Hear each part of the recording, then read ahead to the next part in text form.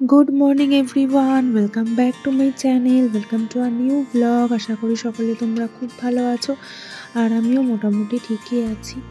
আর সকালবেলা ঘুম থেকে উঠে চলে এসেছি একেবারে ঠাকুর ঘরে, কারণ স্নান করে দেখলেই যে বাসন টাসন মাজলাম। ব্যালকনিতেই আমার ঠাকুরের বাসন মাজার জায়গা। তারপরে চলে এসেছি ঠাকুর ঘরে পুজো দিতে। একদম সকাল 7টা বাজে। তাড়াতাড়ি পুজোটা হয়ে গেলে না একটা নিশ্চিন্ত, জানো তো। ঠাকুর পুজোটা বেশি বেলা করে আমার দিতে এমনিও ভালো লাগে না। আগে তো মোটামুটি 10টার মধ্যে পুজো হয়ে যেত, এখন একদম রুটিনটা চেঞ্জ করে নিয়েছে কিছু কারণের জন্য। সকালবেলা ঘুম থেকে উঠেই আগে পুজোটা দিয়ে নিই, তারপরে রান্নাবান্না করি। তো যাই হোক, পুজো হয়ে গেছে আমার।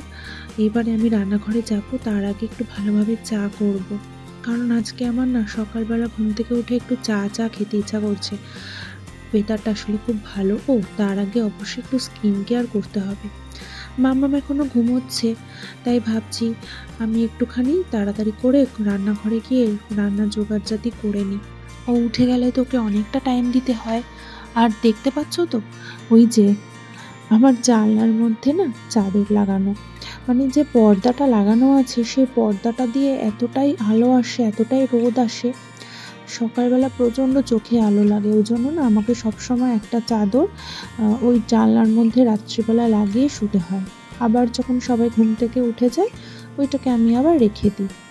তো কী করবো, বুঝতে পারিনি পর্দাটার পেছনে আর একটা কাপড় লাগানো উচিত ছিল, বাট করছি বলে আর ওটা হয়নি।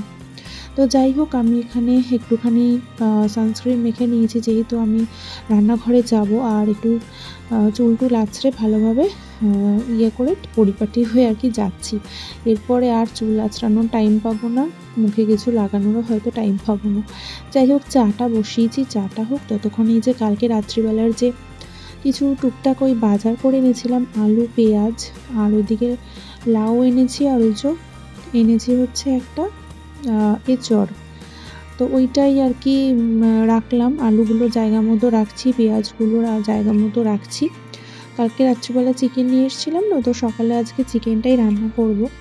তো আগে আলু পেঁয়াজ রসুন আদা সব কিছু না কেটে নিই। চাটা এদিকে আমার হচ্ছে, তো ভাবছি যে আগে এই সমস্ত কাটাকাটিগুলো সেরে নিই, একবারে রান্নাটা বসিয়ে নেব। আর ফ্রিজের মধ্যে উচ্ছে রয়েছে, উচ্ছেটা তো রোজ খেতে পারি না। উচ্ছে কুমড়ো ভাজা আর একটু চাল কুমড়ো রয়েছে, চাল কুমড়ো দিয়ে মুগ বানাবো।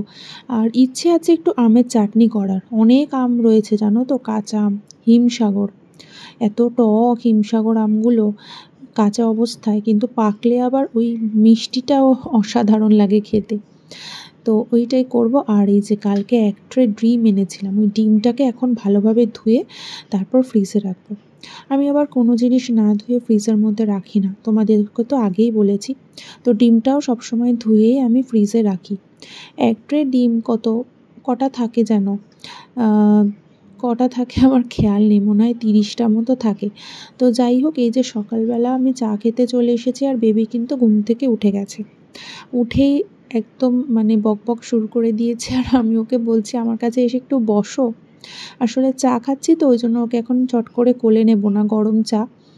তাই বলছি যে সোফায় এসে একটু বসো আমার পাশে, কিন্তু না, ও ওর মতো বকবক করছে। তো আমি একটু চাটা খেয়ে নিই, কাটাকাটি সব করে এসেছি, তারপরে একেবারে গিয়ে রান্নাটা করব। আর চাটা খেয়ে মাম্মামকে একটু ফ্রেশ করাবো, জল খাওয়াবো। ওর খাবারটা আমার রেডিই আছে। ফ্রেশ করানোর পর কিছুক্ষণ পর ওকে খাইয়ে দেবো।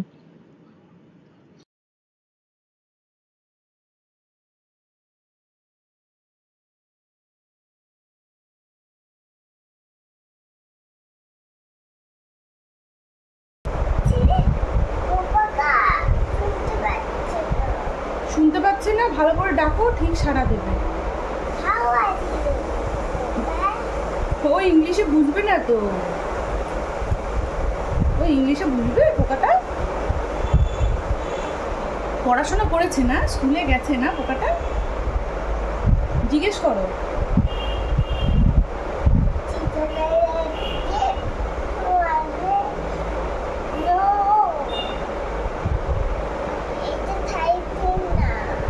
পোকাটাকে জিজ্ঞেস করো।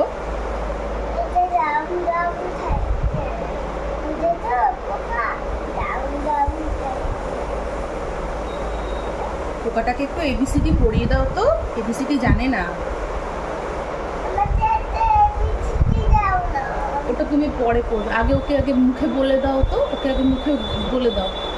আমার হাজব্যান্ড আবার উচ্ছে খেতে একদম ভালোবাসে না, কিন্তু এটাও তো খেতে হবে। আর উচ্ছে করলে কিন্তু দানা সবসময় আমাকে ফেলে দিতেই হয়। যে কোনো মানে বড় বড় দানা যেগুলোতে থাকে, সেটা কাঁকরোল বলো, উচ্ছে বলো, পটল বলো, সব কিছুর কিন্তু আমি দানা ফেলেই করি, নাহলে কিন্তু খেতে চায় না। যাই হোক, উচ্ছে কুমড়ো ভাজা করছি।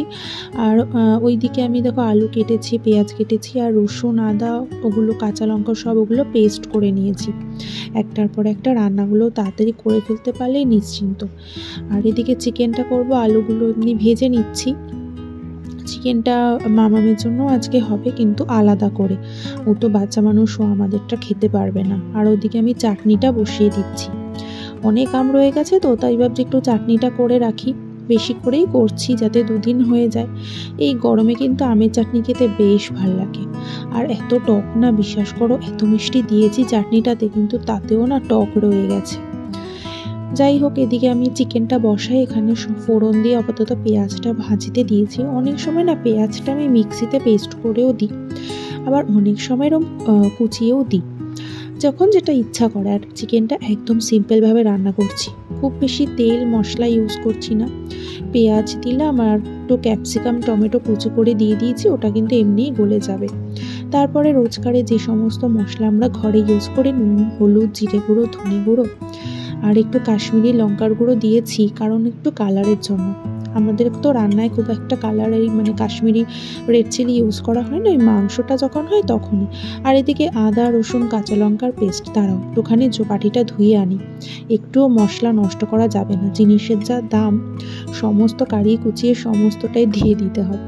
আর হাত দিয়ে জানো তো, এরকমভাবে যখন আমি ধরি না মশলা, আমার প্রচণ্ড হাতটা জ্বালা করে লঙ্কার জন্য। কিন্তু কি করব বলো, সব সময় তো হয় না, হাত দিয়েই করি, মশলাটা না হলে নষ্ট হয়। তো যাই হোক, এরপর চিকেনটা দিয়ে আমি বেশ খানিকক্ষণ ঢেকে রাখবো। দেখো, ঢেকে রেখেছিলাম না, পুরো চিকেনের থেকে জল বেরিয়ে গেছে। জানো তো, চিকেন রান্না করার সময় আমি কোনো সময় জল ইউজ করি না। এই টেকনিকটা কিন্তু আমি আমার হাজব্যান্ডের থেকেই শিখেছি। আর এই দিকে বেবির জন্য আমি আলাদা করে চিকেন করছি, তাও আবার সমস্ত সবজি দিয়ে।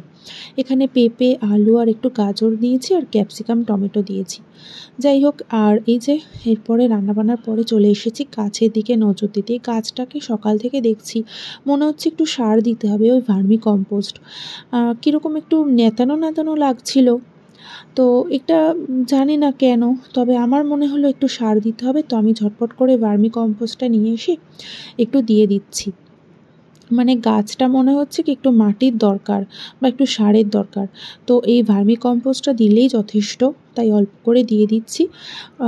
কি বলো তো, 24 ঘন্টার মধ্যে একটুখানি টাইম যদি আমরা এই গাছের পেছনে দিই, তাতে এমন কিছু ক্ষতি হয় না। গাছ তো আমার ভীষণ ভালো লাগে, তাই এদের যত্ন না নিলে হয় না। যেরকম আমরা আমাদের শরীরের যত্ন নিই, সেরকম গাছেরও যত্ন নেওয়া উচিত। এইদিকে বিকেলবেলা আরেকজন ঘুম থেকে উঠে এসেছে, যেইনি দেখেছে আমি গাছে জল দিতে এসেছি, মাম্মাম তো একদমই পছন্দ না ওইটা, ও জল দেবে। তো প্রথমে একটু রাগ করে বলল, তুমি দাও। তারপরে আমি যেইনি দিতে শুরু করেছি, বলছে আমি দেব। বোঝো কাণ্ড। তো বিকেলের জলটা কিন্তু ওই দেয়। তো ও দিয়ে দিক জলটা, আমি দাঁড়িয়ে আছি। আর ওকে যতবারই বলি তুলসী গাছে জল দিও না, ও একটুখানি জল হলেও দেওয়ার চেষ্টা করে। আসলে ছোট মানুষ তো, নিজে থেকে যতটা করে, আমি কখনো জোর করি না।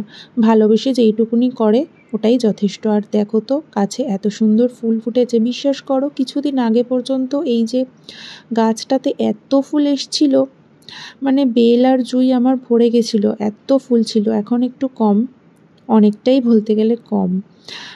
আর এত সুন্দর গন্ধ বেরোচ্ছে কি বলবো। আর এই যে পাশের গাছটার নামটা তো আমার মনে নেই, মানে যখন কিনেছিলাম কাকুটার ছিল না, তো ওনার ওয়াইফটা দিয়েছিল গাছটা, নামটা ভুলে গেছে। আর এদিকে দেখো, বোগনভেলিয়ার গাছেও কিন্তু দারুণ ফুল এসেছে। আর এই দেখো, আমগুলো সেই ধুয়ে রেখেছিলাম, বাইরেই রেখেছি, আশায় ছিলাম হয়তো পাকবে, কিন্তু পাকবে না, একদমই কাঁচা। এদিকে দুধ চাল বসালাম, বিকেলবেলা মামামের খাওয়ারটা দেব। আর আজকে বিকেলেও খাবে হচ্ছে দুধ কর্নফ্লেক্স, এই যে প্রচণ্ড গরম খাওয়ারটা, তাই জন্য একটু ঠান্ডা হতে দিয়েছি। বৃষ্টি নেমে গেছে দেখো, এই যে বেরোবো ভাবলাম, দেখো ইয়ে বৃষ্টি, রেন রেন।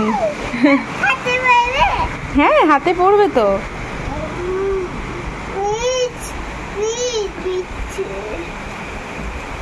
কি ওয়েদার দেখো, কি শোনা।